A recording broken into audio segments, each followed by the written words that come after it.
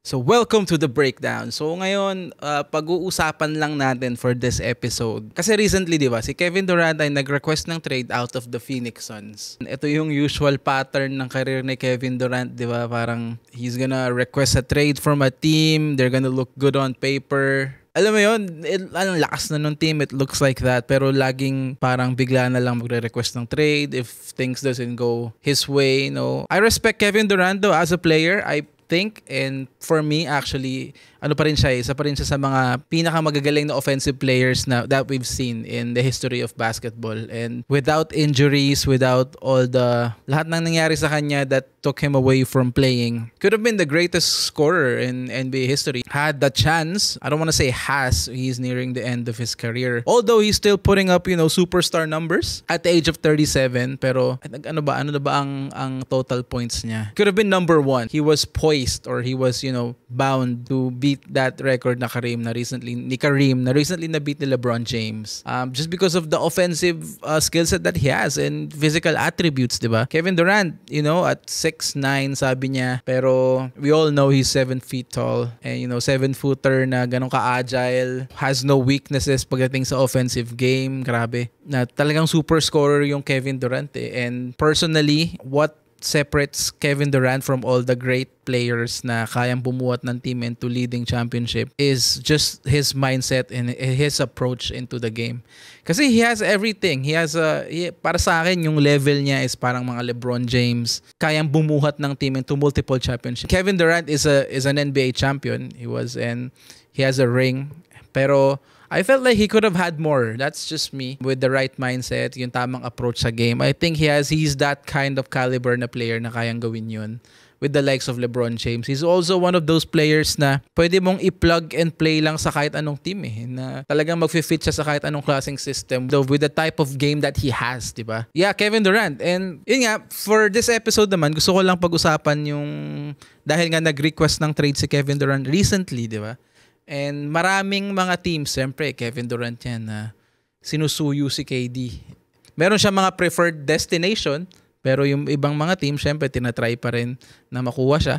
And ako, bilang basketball fan, bilang isang coach, gusto ko lang i-discuss yung mga meron akong top 3 teams para sa akin na feel ko magandang fit para kay KD. Obviously, sobrang dami dyan. Obviously, magkakaiba tayo ng opinion kung sa tingin natin saan bagay si Kevin Durant. Yung sabihin ko dito, it does not mean na yun yung pupuntahan ni KD. I'm just saying na feeling ko itong tatlong team na to ang best fit para sa skill set ni Kevin Durant.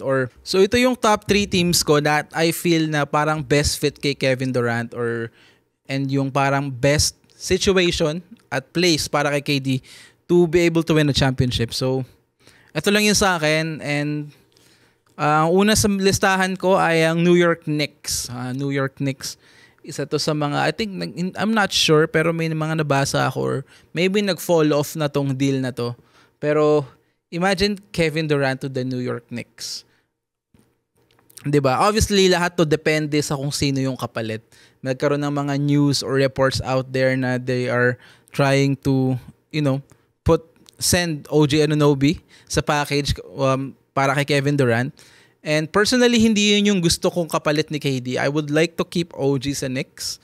And ang nakita akong way para best na mag-work to sa Knicks in terms of, I'm not talking about salary or any contract-wise, but just to be able for them to have a roster that can compete for a championship with the best fit possible kay KD hindi ko alam kung magugustuhan ng maraming tao. I mean, I would send Karl Anthony Towns for Kevin Durant on this one. And hear me out muna. I know Towns is a superstar center. They became the parang 1-2 punch ni Jalen Brunson during their run nung playoffs, nung nakaraang NBA playoffs. Pero I feel like if you pair KD with Jalen Brunson, who's the most ball-dominant player in the NBA right now, I feel like KD fits the mark. Mas nag-fit siya doon kesa kay Towns. And I felt like the type of player that KD is, he's a type of player na kagaya ng sabi ko kanina, mag-fit siya sa kahit anong system at kahit anong klaseng type ng player. He's played with Devin Booker and Bradley Beal, Steph Curry, Klay Thompson, di ba? I don't think magkakaroon siya ng problema fitting with Jalen Brunson. Isipin nyo na lang yung offensive power na mangyayari sa New York Knicks for Jalen Brunson and KD dun sa team. And I really do feel like mas mabubuo kasi para sa akin yung team kapag si KD yung nandun. I mean, nothing against Karl Anthony Towns. Is one of the most skilled big man that we have right now. Pero kasi, kung mapapanood nyo yung mga last run ng New York Knicks, di ba? Pinakita sa atin ni Mitch Robinson na when healthy, he can still be that main center for a winning team, winning basketball team, di ba? He can still be that, defensive presence sa ilalim. Na solid pa rin siya eh. Kasi kaysa kay Karl Anthony Towns na more of a offensive player, i-swap mo ngayon niya with the scorer na forward, 'di ba? And then you have a defensive-minded center na solid din, 'di ba? Parang borderline all-star caliber player when healthy. Si Mitch Robinson, actually isa si Mitch Robinson when healthy sa mga pinakagusto kong centers, lalo na nung nagfa-fantasy pa ako because of what he brings to the table as a center. He's a defensive-minded center, shot blocker, 'di ba? When healthy, pinrove na niya na he's still that guy. He can still be that guy. 'Di ba? The starting center, that defensive block sa ilalim on a winning basketball team, 'di ba? I would like to keep OG Anunoby because I would run, 'di ba? I would probably run KD at the 4. You would put Mikal Bridges and OG at the 2 and 3, and then you have Jalen Brunson. It doesn't matter, pero para sa akin kasi ang hirap tanggalin yung klase ng playstyle ni OG Anunoby is something na parang asset talaga sa isang winning basketball team eh. Yung ganong klaseng 3-and-D, ang solid defender. He's one of those defenders na kayang bumanday kila sa mga kagaya ni Jason Tatum. Those guys, di ba? And pag tinignan mo yung trio ni OG Anunoby, ni Mikal Bridges, and ni Josh Hart, parang sila yung best supporting cast or di ba? Parang in the league, sila yung parang best. Walang ibang supporting cast na mas magaling sa kanilang tatlo. They just complement each other because of their play styles. All of them are defensive-minded players that can guard multiple positions, di ba? Na doesn't really need the ball to be able to score, kayang maging 3-and-D. I think pag pinagsama mo silang tatlo, perfect sila na kahit palit-palit silang tatlo, pare-pareho yung kaya nilang ibigay sa team eh, di ba? Imagine a lineup of Mitch Robinson at center, KD at the 4, then you have OG, then you have Mikal Bridges, Jalen Brunson, then you have Josh Hart, di ba? As your 6-man. I mean, walang butas yung team na yun. I think it checks all the boxes in terms of like, yun nga, a basketball team, a good basketball team, a winning basketball team, or a championship basketball team sa NBA ngayon, di ba? I think it checks all the marks. So, kaya ako gustong-gusto yung Knicks dun sa bagay sa fit na yun. Although you're losing Karl Anthony Towns, you're getting Kevin Durant in return. And then hindi ka mabubutas sa center spot kasi nga pinakita sa atin ni Mitch Robinson na kaya niyang maging yung starting center on a championship basketball or on a winning basketball team, di ba? He's still that guy. I like the New York Knicks, honestly. And yeah, second sa listahan ko ng mga teams na na magandang destination ni Kevin Durant in terms of fit, in terms of, being in the best situation to win a basketball, to win basketball games or to win an NBA championship ay ang San Antonio Spurs. Bakit San Antonio Spurs? Ang ganda tignan, parehong mga slim reapers, si Wemby tsaka si KD. And imagine KD being able to mentor a young Wemby na parang similar yung nila, body type. They were being compared to each other somewhat at the early stage of their career. Para sa akin lang din kasi more than that is yun nga, I'm just trying to check all the boxes kung saan talaga pinaka mag-fit si Kevin Durant in terms of like composition ng team. And the Spurs, for Kevin Durant, for that trade to happen, para sa akin, ang mga assets na ipapamigay ko for KD is sila Devin Vassell, Scottie Barnes, and si Jeremy Sokan, and picks. I mean, those are like key players for the San Antonio Spurs, especially sila Sokan. Actually, lahat yun mga key players para sa Spurs. Pero may iwan pa naman dyan sila Keldon Johnson. And, meron sila mga promising young players kagaya nila Stephon Castle and Julian Champagny, na pinakita during their season last year that they are valuable players and, can produce when given the time. So, ang mangyayari lang naman dyan, yung mga minutes ni Harrison Barnes, nila Sokan, nila Vassell, mapupunta dun sa mga young players who na nakitaan natin ng glimpse that can produce and be good players in this league as well. And then doon pa rin naman si Keldon Johnson, 'di ba? Na isa sa mga solid na players talaga ng San Antonio Spurs. And isa pang reason kung why it just makes sense para sa akin yung Spurs para kay KD. Imagine you have a young center na before na injured si Wemby last season. He was playing like a top 10 player in the NBA, like a borderline top 10 center in the NBA at this stage ng career niya, si Wemby, 'di ba? And then you pair him with a veteran who's has championship experience, who's one of the greatest players in the world. You pair yan kay Wemby, 'di ba? And their playstyles, hindi naman sila clashing sa playstyle kasi hindi naman sila parehong matakaw sa bola. Kaya nilang mag-facilitate, kaya nilang they could play off one another. They can, maraming clashing styles ng basketball na nagfi-fit sa playstyle nila dahil parehas silang hindi one-dimensional. And then you have another point guard who's gonna be running the show in the Aaron Fox, who's one of the quickest guards, one of the best point guards, not still, but he is one of the best point guards in our league today. Imagine a big three of a Wemby getting better and is still in his prime Kevin Durant, the Aaron Fox, diba? Parang it's so hard. You have the tallest center, you have the tallest guy in the league that, can score, can play defense, is insanely really good basketball player. And then you have one of the quickest point guards in the game, if not the quickest today in the league, in the Aaron Fox. And then you have the best offensive three guy in the NBA, the best offensive forward in the game, and Kevin Durant still can average 30 points a game kung gugustuhin niya. Parang hindi nag-decline kahit after ng Achilles injuries. I think that team looks really good. Obviously on paper, and hindi natin alam kung paano sila mag-gel sa isa't isa when they actually play together. Pero, knowing the Spurs culture, alam naman natin yung culture ng Spurs, di ba? They always get their guys to play together somewhat. Ang ganda ng sistema, ang ganda ng culture lagi ng Spurs. And I don't see any problems dahil lang sa mga play style nila. I don't see any problems of them fitting with each other.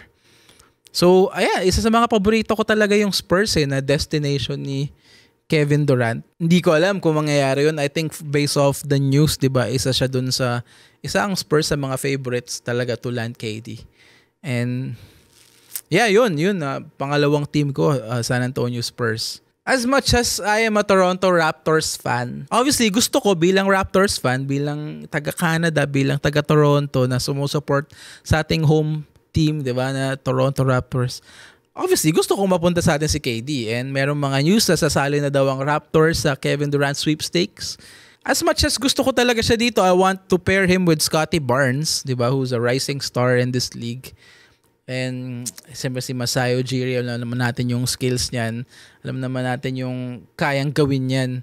Iba ang general managing skills niya ni Masai Ujiri. Hindi nakapasok ang Raptors sa top 3 ko. Yun nga. I'm sorry guys. Hindi nakapasok yung Raptors sa top 3 ko. Binase ko kasi yung list na to sa mga teams na I feel like talagang best fit sa skill set ni Kevin Durant based sa composition ng roster. And yun. Although I feel like fit din si Kevin Durant sa Raptors and I just don't feel like I just feel like mas fit siya dito sa tatlong team na to kesa sa Raptors. Pero they could still work sa Raptors, di ba?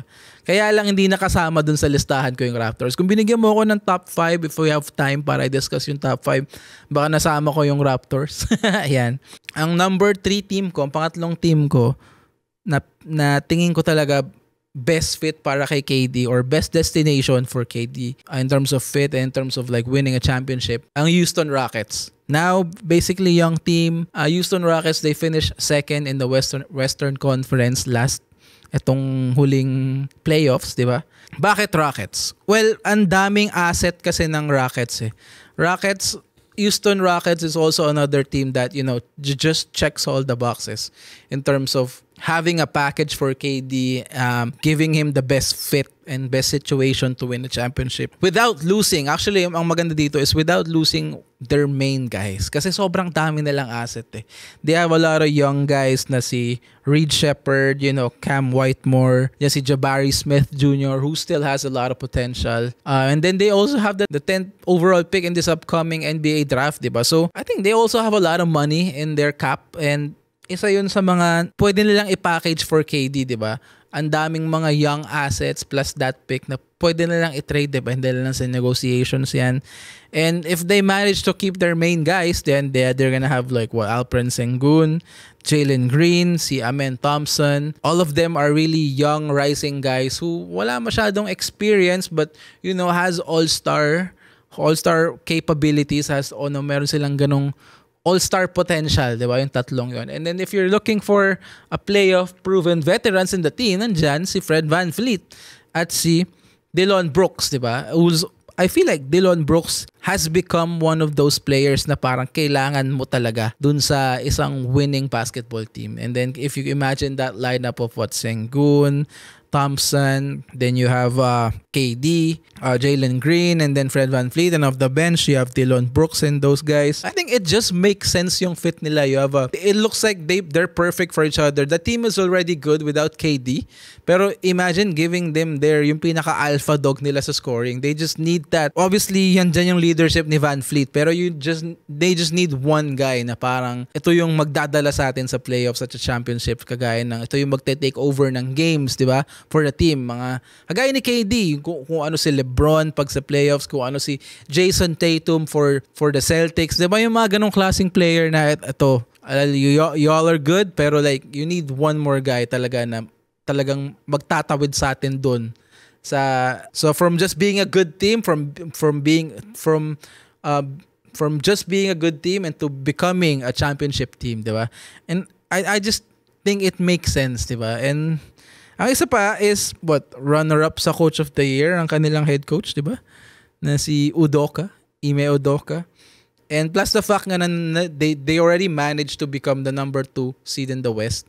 And then you add on Kevin Durant without losing your main guys. And then, di ba? Imagine mo na. But then again, di ba, like I said, depende talaga kung sino yung ipapamigay ng mga teams na to or sino yung magiging kapalit ni KD sa mga teams na to. Maaring tama nga ako tapos mapunta si KD sa Knicks, di ba? Tapos hindi sila nanalo or the team just suck. Well, di ba? Hindi naman ibig sabihin na sinabi ko to tama. Malay mo, ang naging kapalit naman is yung si Jalen Brunson. I don't know, di ba? Like I said, depende sa magiging kapalit. Yun nga, lahat naman tayo basketball fans lang. We're just discussing based off kung ano yung napapanood natin from them. Then again, basketball is a lot of things. Diba? May mga attitude pa yan na i-consider mo if they're gonna mesh with each other more than just, skill set and play style. Usually, dun mas madaming nagfa-fall off na mga teams eh. Pag hindi nag-mesh yung attitude ng mga players mo. So, sobrang daming factor. Hopefully, hindi nyo i-take masyado seriously against me yan pag hindi nag-workout na ganun.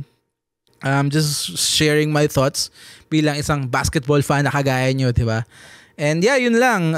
Ulitin ko ulit, yung top 3 ko na feel ko best fit para kay Kevin Durant and the perfect situation for KD to win a championship ay ang New York Knicks, San Antonio Spurs at ang Houston Rockets. So, yeah, that's it for this episode of The Breakdown, guys. At magkita-kita ulit tayo next week.